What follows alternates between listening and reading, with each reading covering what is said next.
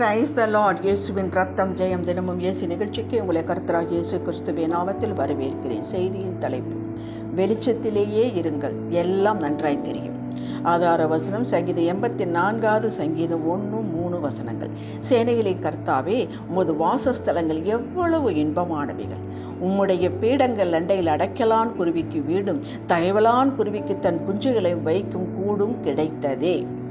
உன்னதரின் நிழலில் இருப்பவர்களே, ஆண்டவருடைய பிள்ளைகளுக்கு தற்காலத்தில் எங்கும் பரவி இருக்கும் சந்தேகம் என்னவென்றால், இது தேவனுடைய சித்தமா, நான் அவருடைய சித்தத்தின்படிதான் நடக்கிறேனா என்ற பயம், சந்தேகம் பரவலாக பரவி இருக்கிறது. இவருடைய சித்தத்தை எப்படி தெரிந்து கொள்வது? நமக்கெல்லாம் சொல்லுவாரா? வேறு யாரிடமாவது கேட்டு தெரிந்து கொள்ளலாமா என்று குழம்பி போயும் இருக்கிறார்கள். இது அவசியமில்லை. அவரோடு உறவில் யதார்த்தமாயிருங்கள். உறவில் இருக்க வேண்டும். மறுபடியும் சொல்கிறேன், அவருடைய உறவில் இருக்க வேண்டும். அப்படி என்றால் நம்முடைய எல்லா காரியங்களும் அவரை சார்ந்து இருக்க வேண்டும். அவரை தேட வேண்டும். அவருக்கு மகிமையை செலுத்த வேண்டும். ஸ்தோத்தரிக்க வேண்டும். வேதத்தை முறையாக வாசிக்க வேண்டும். ஆவியான துணை கொண்டு கேட்க வேண்டும். இதுதான் உறவில் இருப்பது. ஆவிக்குரிய காரியங்கள் செய்ய சொன்னதை, கற்றுக் கொடுத்ததை, உணர்த்ததை தொடர்ந்து தொய்வில்லாமல் சந்தோஷமாக செய்ய வேண்டும். ஏதாவது கிடைத்தால் அல்லது அறிகுறி அடையாளம் கிடைத்தால் உற்சாகமாக செய்வது. இல்லை என்றால் கர்த்தர் வேறு பக்கம் திருப்பி கொண்டது போல விட்டு விடுவது. இது வேண்டாம்.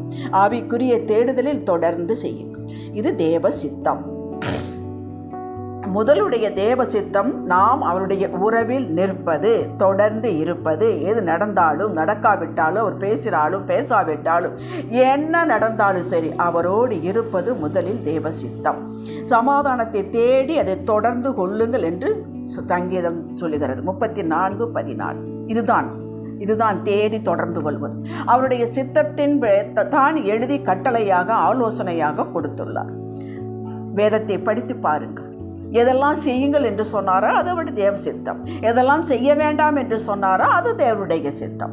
சபைக்கு தொடர்ந்து சரியான நேரத்திற்கு போவது, வார்த்தையை கவனித்து கிரகித்து அதை அப்படியே நம்பி உறுதியாக இருப்பது தேவ சித்தம்.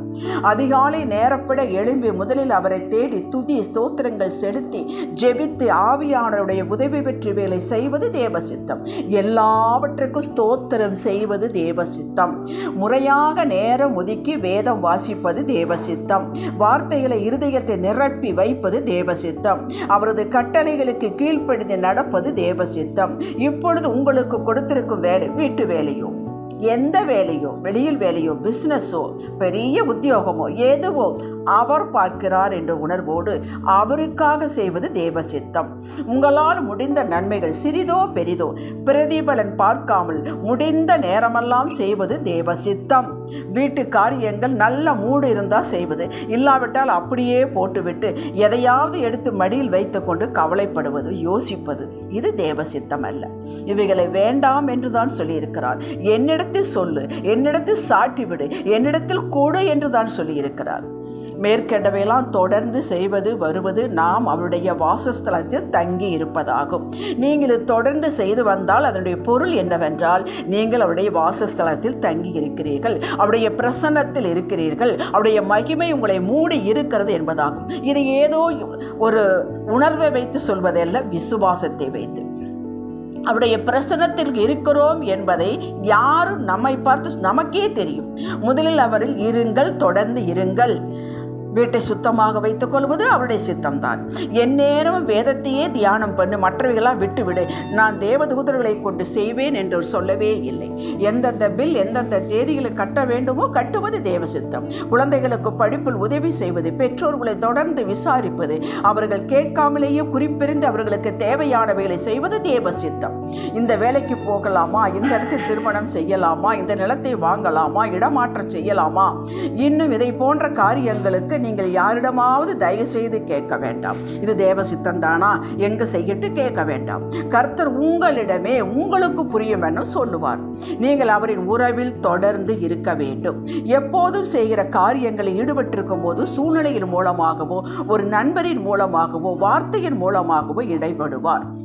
நியாயாதிபதிகள் 6ஆம் அதிகாரத்தில் கிதியோன் கோதுமை களத்தில் வேலை செய்து கொண்டிருக்கும் போது கர்த்தரின் தூதரானவர் அவனை தேடி போனார், அழைத்தார், வருங்காரியங்களை குறித்து பேசினார், அவனை ஆயத்தப்படுத்தினார், செய்து முடித்தார். கிதியோன் இன்று கர்த்தர் என்னை தேடி வருவார் என்று எதிர்பார்த்து கொண்டா வேலை செய்தான்? இல்லையே. அவன் வேலையை செய்து கொண்டிருந்தான் எப்போதும் போல.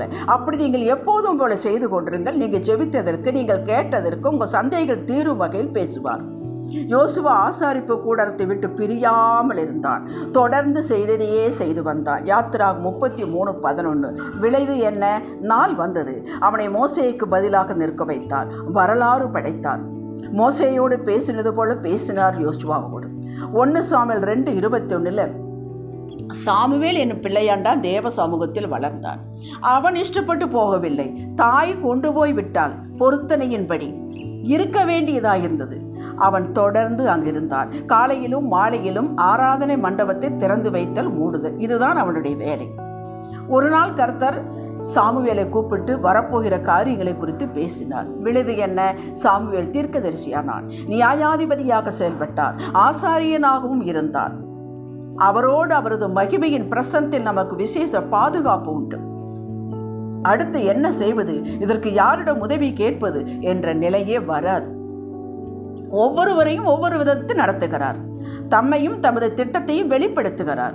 உங்களுக்கு இப்படித்தான் என்று அவரை தவிர யாராலும் சொல்ல முடியாது. அவரும் சொல்வதில்லை. தொடர்ந்து அவரோடு இருக்கும்போது சொல்லுவார், வழி நடத்துவார். 30 ஆண்டுகளுக்கு முன் ஒரு வீடு வாங்குவதில் தேவ சித்தம் கேட்டேன். மனிதர்களைப் போல எனக்கு அப்போ புரியவில்லை. மனிதர்களைப் போல எதிர்த்தரப்பில் உட்கார்ந்து நான் சொல்றது என்னன்னா, நான் என்ன சொல்ல வருகிறேன் என்றால் என்று பேசுவார் என்பது போல நான் எதிர்பார்த்தேன். பல வழிகளில் அவர் அதற்கு எதிர்ப்பு தெரிவித்தார். நிம்மதி இல்லை, ஒரு கலக்கம் இருந்தது. தேவன் என்னோடு எதுவும் பேசவில்லையே, இருந்தும் வாங்கினேன். நஷ்டமோ நஷ்டம். தேவன் பேசியிருக்கிறார், எனக்கு புரியவில்லை. தடுத்தார், எனக்கு அவர்தான் தடுக்கிறார் என்று அப்போது தெரியவில்லை. பின்னாட்கள் அவர் இடைப்பட்டதை புரிந்து கொண்டேன். இப்படித்தான் பேசுவார் என்ற வரமுறையை வைக்காதீர்கள். நிச்சயம் பேசுவார், அவருடைய பாணியில், அவருடைய நேரத்தில். நீங்கள் அவரது உறவில் தொடர்ந்து இருங்கள், உங்களுக்கு கொடுக்கப்பட்ட வேலையில் இருங்கள். இவ்வளவுதான். இப்படிப்பட்ட செய்தியை தொடர்ந்து கேளுங்கள். இது தேவ சித்தம்தான். ஜெபிக்கலாம். தகப்பனே, நீர் பேசுகிறவர், இடைபடுகிறவர், கரம் பிடித்து நடத்துகிறவர். நாங்கள் உம்மோடு ஒரு அன்பில் நிலைத்திருந்தால் போதும் என்பதை இன்று கற்றுக்கொண்டோம். காண்போம் உமது கிரியைகளை. இயேசுவின் நாமத்தில் பிதாவே, ஆமென். ஹல்லேலூயா.